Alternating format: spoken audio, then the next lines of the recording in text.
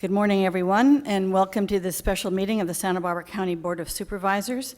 Chair Adam is out of town, so I will be doing the honors for a very brief meeting. Mr. Allen, would you call the roll, please? Mr. Lavanino? Here. Mr. Carbajal? Here. Ms. Wolf? Here. Ms. Farr? Here. Would you please rise with me for the Pledge of Allegiance? I pledge allegiance to the flag of the United States of America and to the republic for which it stands, one nation, under God, indivisible, with liberty and justice for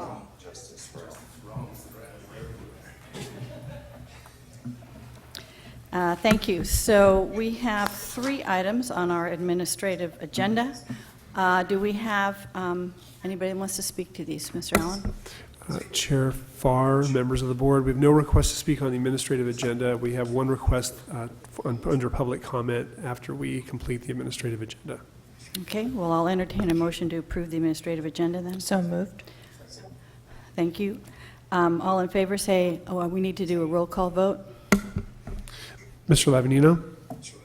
Aye. Mr. Carbajal? Ms. Wolf? Aye. Ms. Farr? Aye. Passes 4-0 with Supervisor Adam absent.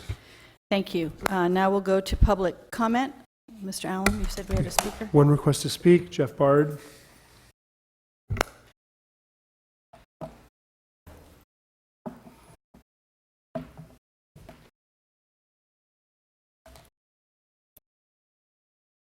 Good morning, Madam Chair, members of the board. I would like to thank you for having had the opportunity to participate in the revision of the County Animal Control Ordinance. There were, painful moments and stops and starts and some heartbreak involved in that. And it was very meaningful, and it was wonderful to see at least a dozen people show up for public comment on the first reading and a similar on the second reading, and pretty much unanimously in concordance on the need for the revision, as it was also supported by the professional staff of Animal Services and also an independent academic paper, I believe, was also presented in evidence for that revision. And so it's been a win-win situation because there's a vast array of circumstances that apply. And in the state legislature, they sort of followed our lead, and they got rid of another archaic ordinance that meant that dogs that were victims of these criminal rings that bet on dogs and pit them against each other. And it used to be that these animals that were victimized would be routinely euthanized simply because they had been apprehended as part of law enforcement. And in many cases, the dogs were not actually involved in fighting. Some dogs were used as, I hate this expression, bait dogs.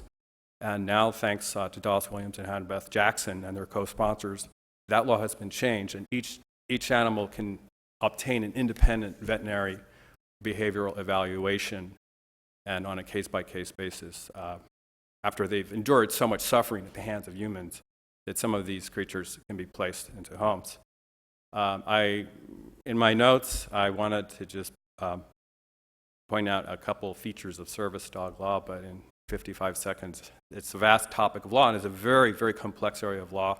Some counties have supplemented. Basically, here in California, we have a state corollary statute, the California Food and Agriculture Act, Section 30850, which provides monetary damages.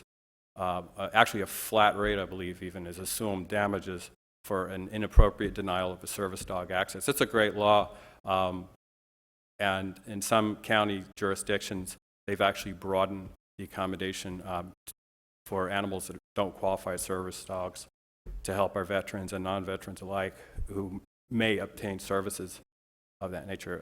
But time is what it is, and it is, after all, summer session, so thank you for having public comment, and overall being a pretty darn good responsive board we have this year. Thank you. Thank you, Mr. Bard. Thank you for your comments.